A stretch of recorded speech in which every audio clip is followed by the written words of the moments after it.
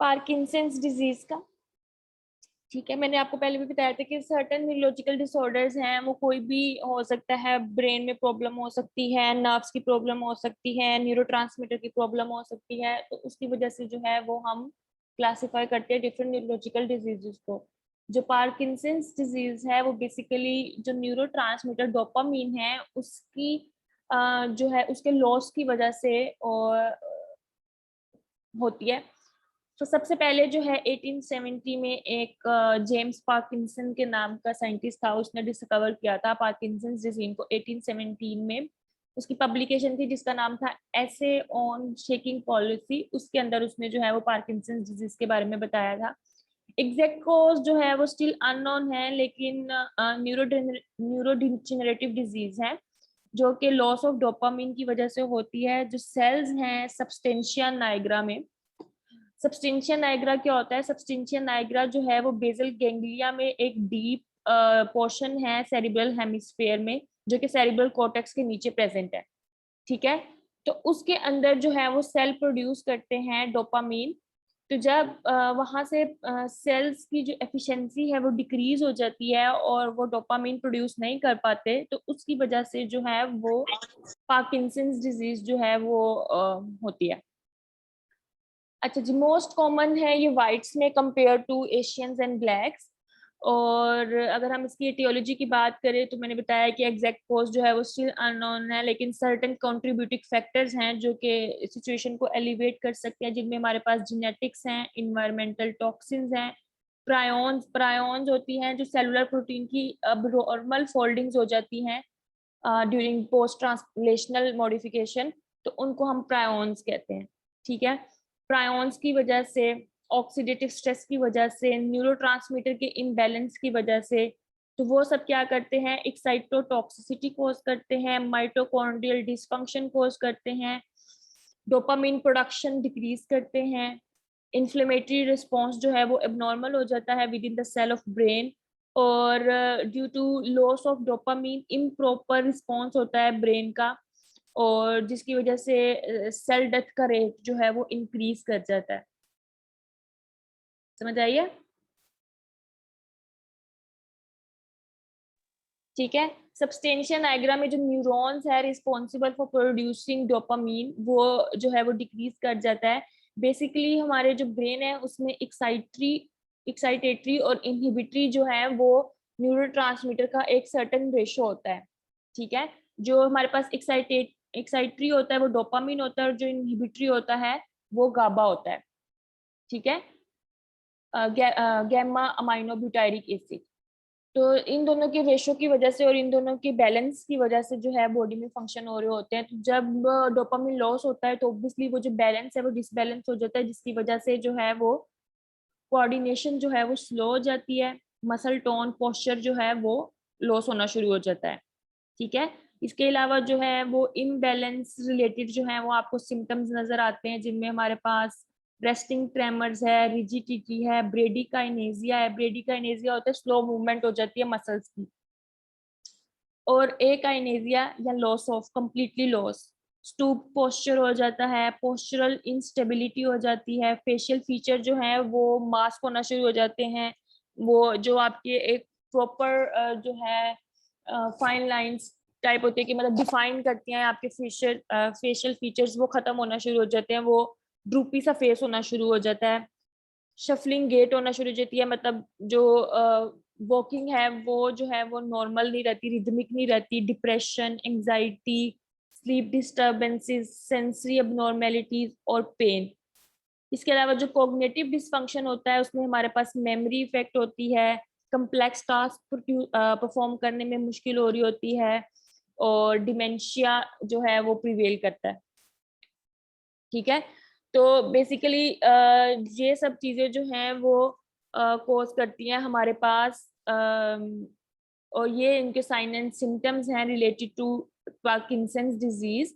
मैं रिपीट कर देती हूँ, पार्किंसंस डिजीज जो है वो हमारे पास डोपामिन के लॉस की वजह से होती है। सबस्टेंशिया नाइग्रा में जो डोपामिन प्रोड्यूसिंग सेल्स हैं बेसिकली, वो सेल्स जो हैं वो ठीक तरह से डोपामिन जो है वो प्रोड्यूस नहीं कर पाते, उन सेल्स में इफेक्ट होता है जिसकी वजह से डोपामिन रिलीज नहीं होता या प्रोड्यूस नहीं होता।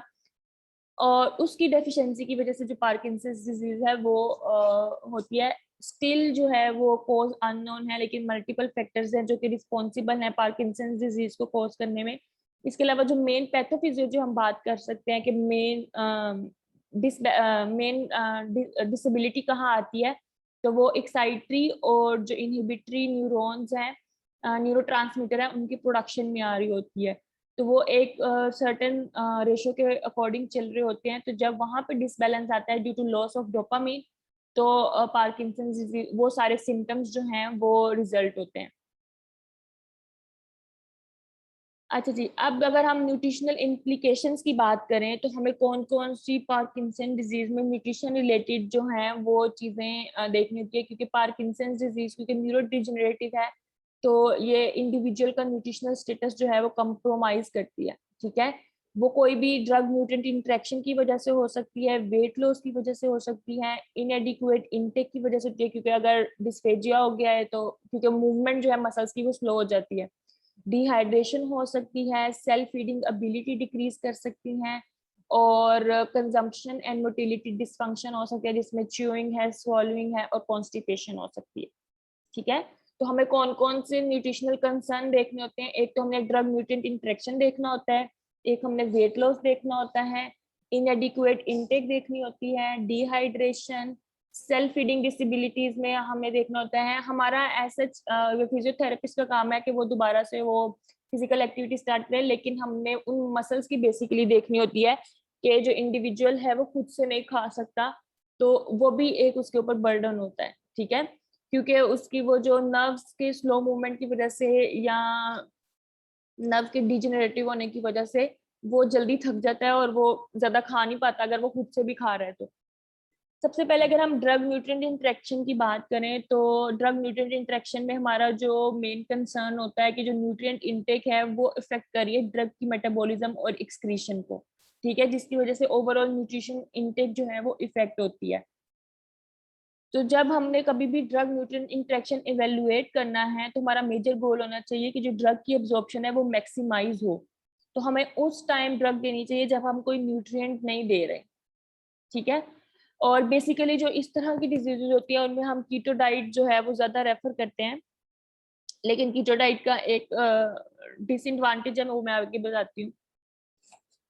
तो अब जो पेशेंट है वो अगर बिटवीन मील्स मेडिकेशन लेगा तो वो जो है वो उसकी एब्जॉर्प्शन को इंटरप्ट करेगी। तो आपको जो है वो चीज देखनी होती है कि अगर वो एंट्रल पे है, पारेंट्रल पे है या ओरल है, तो वो आपने उसको किस तरह जो है वो डाइट मैनेज करके देनी है जिसकी वजह से ड्रग न्यूट्रिएंट इंटरेक्शन जो है वो कम से कम हो। ठीक है, उसके अलावा जो हमारे डायग्नोसिस बनते हैं वो मोस्टली इनएडिक्वेट इनटेक के ही बनते हैं, या प्रोटीन एनर्जी मैलन्यूट्रिशन के बनते हैं, या अंडरवेट के बनते हैं।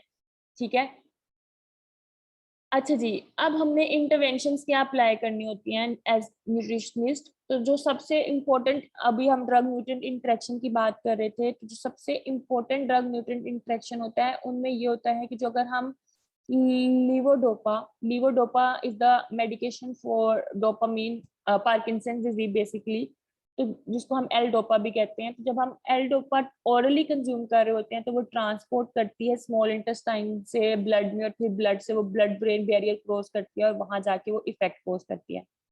ठीक है, सेम रूट हमारे पास अमाइनो एसिड और प्रोटीन्स का भी है। ठीक है, सेम कैरियर्स जो हैं वो अमाइनो एसिड को भी कैरी करके लेके जाते हैं, जिसकी वजह से अगर आप एट अ टाइम प्रोटीन और एल डोपा दे रहे हो या लीवोडोपा दे रहे हो, तो वो क्या करती हैं, वो इफेक्ट कॉज करती हैं, हिंड्रेस कॉज करती है। ठीक है, तो ड्रग की एब्जॉर्प्शन जो है वो ठीक तरह से नहीं हो सकती, ड्रग जो है वो ऑप्टिमम लेवल तक जो है ब्रेन तक पहुंच ही नहीं पाती।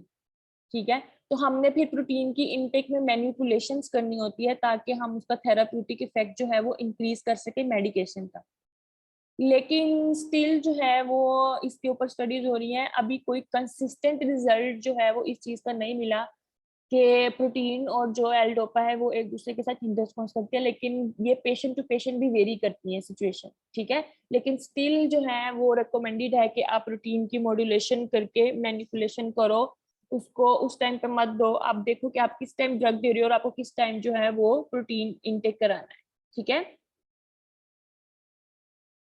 अच्छा जी, अब प्रोटीन में जो मैनिपुलेशन होती है वो एपरेंट होती है विद इन 7 to 10 डेज। इसका मतलब ये है कि आपको 7 to 10 डेज में पता चलेगा कि अगर आप प्रोटीन और एल डोपा सेपरेटली दे रहे हो तो वो ड्रग कोई इफेक्ट कर रही है कि नहीं कर रही। और रिकमेंडेड है कि आप 0.5 से 1 के प्रोटीन पर केजी जो है वो प्रोटीन की डिस्ट्रीब्यूशन करें थ्रू आउट द मील। मतलब फुल डे जितने भी आप मील ले रहे हो उसमें आपने 0.5 से 1 ग्राम पर केजी जो है वो प्रोटीन रिकमेंडेड होती है। ठीक है, तो अब अकॉर्डिंग टू दिस आप मतलब थोड़ा लिमिट कर रहे हो प्रोटीन को अगर आप 0.5 0.6 0.7 ले रहे हो। Again it depend on individualise patient. ठीक है, और एक और स्ट्रेटेजी ये होती है प्रोटीन लिमिट करने के साथ साथ आप उस टाइम दो जैसे इवनिंग मील्स के साथ। ठीक है, तो अगर आप प्रोटीन की intake during waking hours limit करोगे तो इंक्रीज अमाउंट ऑफ प्रोटीन दोगे आप इवनिंग मील में और बेड बिफोर बेड। क्यों? क्योंकि उस टाइम अगर आप ड्रग नहीं ले रहे और उस टाइम आप प्रोटीन ले रहे हो तो वो दोनों चीजें जो हैं वो अलग अलग इफेक्ट प्रोड्यूस करेंगी। ठीक है, मतलब अप्रोक्सीमेटली आपको 12 आवर का डिफरेंस देना है एल डोपा में और प्रोटीन की इनटेक में। ठीक है, तो ये इससे क्या होगा कि आप ड्रग की जो इफेक्टिवनेस है वो इंक्रीज कर सकते हो और ड्रग उतनी मिलेगी पेशेंट को जितनी उसकी रिक्वायरमेंट है। इसके अलावा आप सजेस्ट करते हो कि आपको बोलस फीडिंग देनी है कि आपको कंटिन्यूअस फीडिंग देनी है। बोलस फीडिंग अगर आपको याद हो तो हमने न्यूट्रिशनल सपोर्ट में पढ़ा था कि अगर हमने एट एवरी 8 आवर्स जो है या देना होता है, कंटिन्यूअस फीडिंग में होते हैं हम थ्रू आउट द डे देते हैं थोड़ा थोड़ा करके। बोलस फीडिंग में ये होता है कि आप जो है वो 8 आवर के बाद देते हो। ठीक है, एंट्रल फीडिंग। तो आपने जब एंट्रल फीडिंग पे हो तो फिर आपने डिसाइड करना है कि बोलस फीडिंग अगर आप दे रहे हो तो आपने जो एल डोपा है वो कब देना है। ठीक है, तो जब आप जो है वो फीड नहीं कर रहे उसके उस टाइम आप जो है वो एल डोपा के जो है डोज एडमिनिस्टर करोगे बॉडी में। ठीक है, तो वो अपना ऑप्टिमम लेवल जो है वो अचीव कर सकेगा। और अगर बोलस फीड पॉसिबल नहीं है तो फिर आप प्रोटीन इनटेक का जो लिमिट करोगे as much as you can according to the need of patient. Next जो सबसे इंपॉर्टेंट चीज हमने देनी होती है वो होती है पायरोडॉक्सिन। पायरोडॉक्सिन विटामिन B6 क्योंकि ये हमारे पास पेरिफेरल न्यूरोपैथी के लिए रिस्पॉन्सिबल होता है। एक और इसका फंक्शन होता है, ये कोफैक्टर के तौर पे काम करता है डोपा डिकार्बोक्सिलेज एंजाइम का, जो कि रिक्वायर होता है एल डोपा को डोपामीन में कन्वर्ट करने के लिए। ठीक है, तो अगर आप ड्रग दे रहे हो in the form of L dopa तो आपको उसको डोपामीन में कन्वर्ट करना है क्योंकि डोपामीन बॉडी पे एक्ट करेगा एज अ न्यूरोट्रांसमीटर। तो साथ में फिर आप विटामिन B6 के सप्लीमेंट देते हो क्योंकि वो जो है वो अगर आप विटामिन B6 डाइट से नहीं ले रहे या आपकी डाइट का विटामिन B6 ऑप्टिमम नहीं है तो फिर आप साथ में विटामिन B6 के जो है वो सप्लीमेंट देते हो क्योंकि वो कन्वर्ट करता है एल डोपा को डोपामीन और वो एज अ को फैक्टर यूज होता है उस एंजाइम की जिसे हम कहते हैं डोपा डिकार्बोक्सिलेज। ठीक है, इसके अलावा जो है विटामिन सप्लीमेंट्स के साथ हमने वो फूड रेकमेंड करने होते हैं जो हाई इन पायरोडॉक्सिन होते हैं। ठीक है, और इसके अलावा आपने जो है डिफरेंट मोस्टली जो हमारे पास डोपामीन या पार्किंसंस डिजीज की जो क्या कहते हैं ड्रग्स होती हैं उनको जो है थेराप्यूटिक इफेक्ट देने के लिए हमने विटामिन B6 के जो है वो सप्लीमेंट साथ देने होते हैं, लेकिन वो 15 mg से ज्यादा रेकमेंड नहीं होना चाहिए विटामिन B6। इसके अलावा अगर आपका डिक्रीज इनटेक है, ये हो गया drug nutrient interaction. Next is अगर आपका इनटेक डिक्रीज है या अनइंटेंशनल वेट लॉस हो रहा है ड्यूरिंग पार्किंसंस डिजीज तो वो मल्टीपल फैक्टर्स की वजह से हो सकता है। फटीक की वजह से, ट्रेमर्स हैं, इंडिविजुअल जल्दी थक जाता है, अगर वो खुद से इनटेक कर रहे हैं तो वो जो है वो ज्यादा देर नहीं खाएगा तो वो छोड़ देगा, तो उसकी वजह से जो है वो वेट लॉस होना शुरू हो जाता है।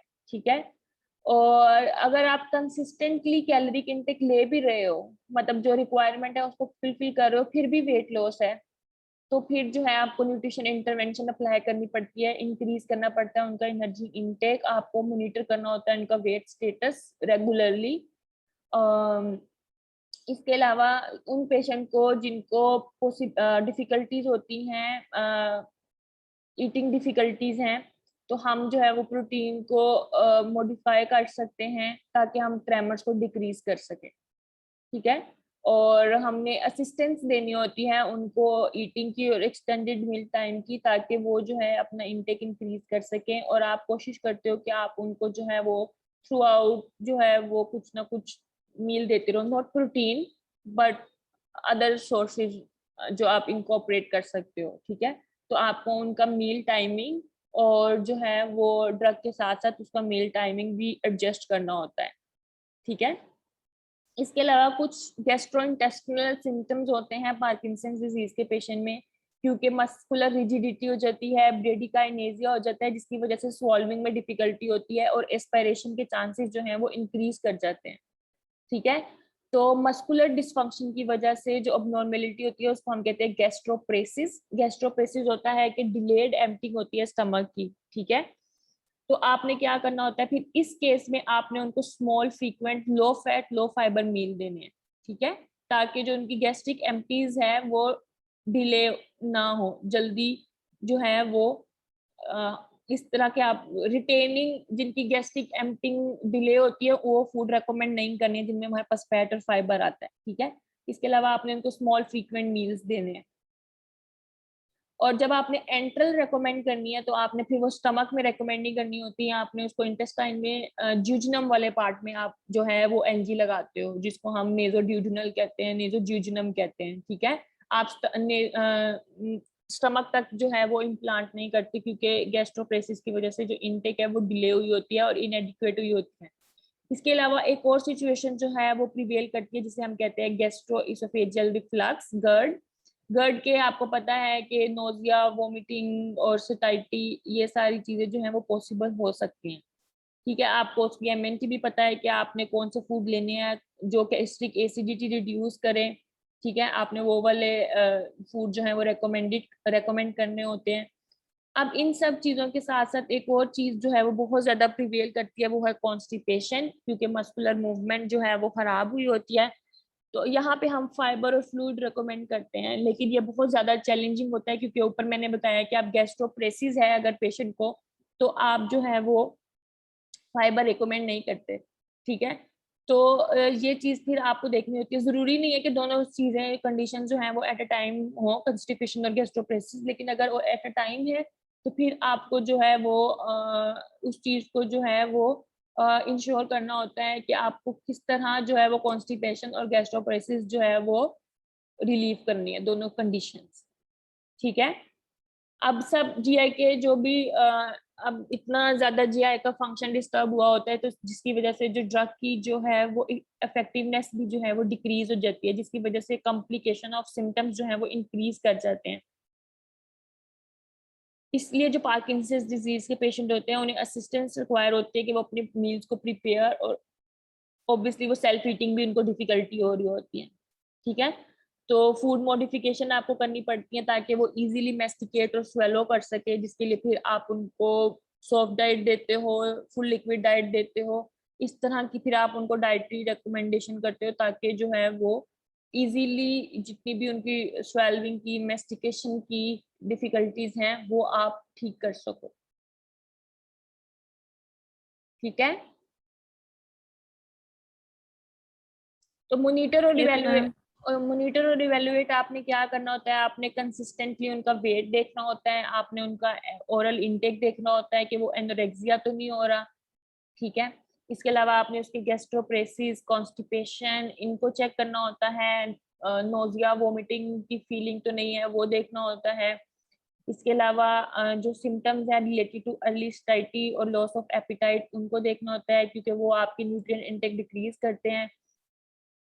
इसके अलावा आपको मेडिकेशन प्रिस्क्राइब करनी होती है अगर तो उनको एनोरेक्सिया, नोजिया और वोमिटिंग हो रहा है, क्योंकि वो चीजें जो हैं फिर वो न्यूट्रिएंट इंटेक को जो है वो हिंडर करती हैं। तो आपको वो चीजें एलिमिनेट करनी होती है जो कि उसके न्यूट्रिशनल स्टेटस को कंप्रोमाइज ना करें। अगर फिजिकल एंड कॉग्निटिव इम्पेयरमेंट्स हैं, आपने उनको देखना होता है, फटीग एंड डिप्रेशन को, ठीक है, उनकी inability to maintain oral intake को, और डिहाइड्रेशन को एज वेल, कि वो डिहाइड्रेटेड तो नहीं हो रहे, ठीक है। और जो उनका स्वेलविंग और च्यूइंग डिफिकल्टी है वो आपको कंटिन्यूस मॉनिटर करना चाहिए, ताकि आप उनको जो है वो न्यूट्रिशनल सपोर्ट पे लेके जा सके एंटल फीडिंग की तरफ। अब यहाँ तक किसी का कोई क्वेश्चन?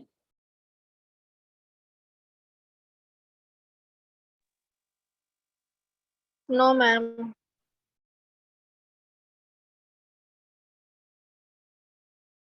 ये एक उन्होंने मील दिया हुआ है जिसमें उन्होंने डिवाइड किया है प्रोटीन को थ्रू आउट द डे, ठीक है।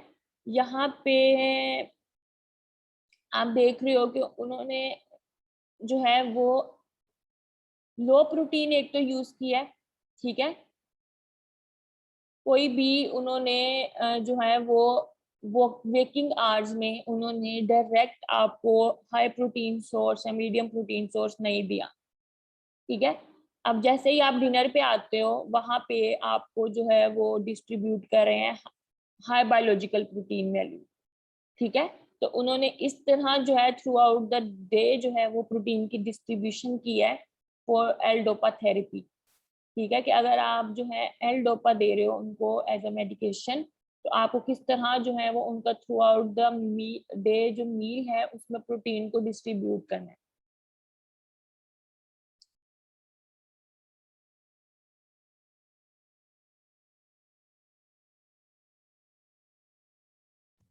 मैम अगर विटामिन B6 की टॉक्सिसिटी हो जाएगी तो उसकी वजह से कोई इफेक्ट तो नहीं होगा? आपने विटामिन आपने एक B6, लाइन बोली थी। हाँ 15 mg से कम होना चाहिए, 15 mg से ज्यादा आपकी विटामिन B6 की डोज नहीं होनी चाहिए। ऑब्वियसली वो टॉक्सिसिटी कोज करेगा तो वो हार्मफुल इफेक्ट कोज करेगा, नेगेटिव इफेक्ट जाएगा बॉडी पे। आपने जो भी चीज रेकमेंड करनी होती है वो विद इन उसके आरडीए में ही रेकमेंड करनी होती है, आपने उसकी टॉक्सिसिटी वाली साइड पे नहीं जाना होता। अगर तो आपका B6 की सोर्सेज नहीं ले रही लोग डाइट में, तो आप सप्लीमेंट की तरफ जाते हो। अदरवाइज पहले आप उनको वही सोर्सेज रेकमेंड करोगे जो विटामिन B6 देती है। क्या देती है विटामिन B6 के सोर्सेज क्या है?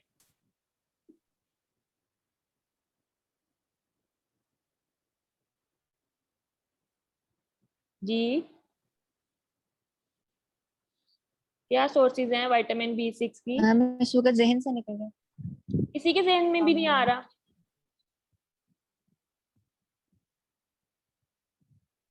मैम मीट फ्रूट्स प्रोडक्ट्स वगैरह हैं, में होता है। मीट अच्छा, प्रोडक्ट्स, लेंटिल्स वगैरह और बीन्स होते हैं और ग्रीन लीफी फ्रूट्स वेजिटेबल्स। वगैरह में होता है शायद। हाँ जी। ये जो आपका उन्होंने इसमें डिस्ट्रीब्यूट किया ना, ये B6 की भी सोर्सेस उन्होंने साथ डिस्ट्रीब्यूट की हुई है। तो आपकी जो मोस्टली प्रोटीन सोर्सेज होती हैं वही विटामिन B6 की होती हैं। इसके अलावा सर्टेन नट्स, कुछ फ्रूट्स भी जो हैं वो आपकी B6 देते हैं, ठीक है। तो बेसिकली प्रोटीन सोर्सेज भी आप कह सकते हैं, अगर वेग टर्म में तो आप कह सकते हो कि जी वो होती हैं विटामिन B6 की सोर्सेज। तो अगर आप ऑलरेडी आप प्रोटीन सोर्सेज ले रहे हो तो आपकी B6 की डेली की रिक्वायरमेंट पूरी हो जाती है, ठीक है। तो वो आपको सप्लीमेंट लेने की जरूरत नहीं पड़ती।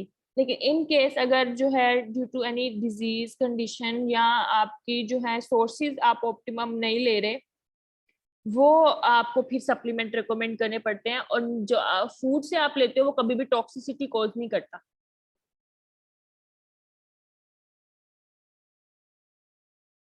पीछे वाला भूल जाते हो।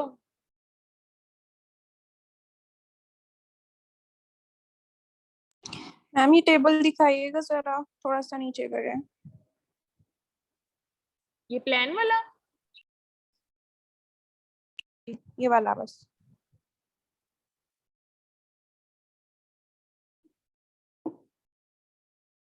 शिफा ठीक है? जी मैम। क्योंकि अगर आप B6 की टॉक्सिसिटी की तरफ जाओगे तो वो आपकी जो है वो जीआई प्रॉब्लम कोज करेगा, ठीक है। तो वो भी आपका ऑलरेडी अगर जीआई डिजीज की वजह से कॉम्प्रोमाइज है और सप्लीमेंट की टॉक्सिसिटी की वजह से भी जीआई कॉम्प्रोमाइज हो रहा है, तो ऑब्वियसली फिर वो ड्रग की अब्जॉर्प्शन नहीं होगी। तो जो चीज आप फायदे के लिए दे रहे हो वो उल्टा नुकसान करेगी। क्योंकि अगर आपका ड्रग का जीआई जो है वो ठीक तरह से फंक्शन नहीं कर रहा तो अब्जॉर्प्शन नहीं होगी ड्रग की।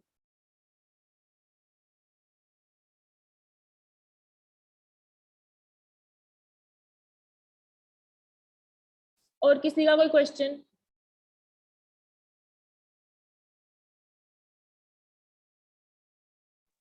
No ma'am. हाँ जी फातिमा।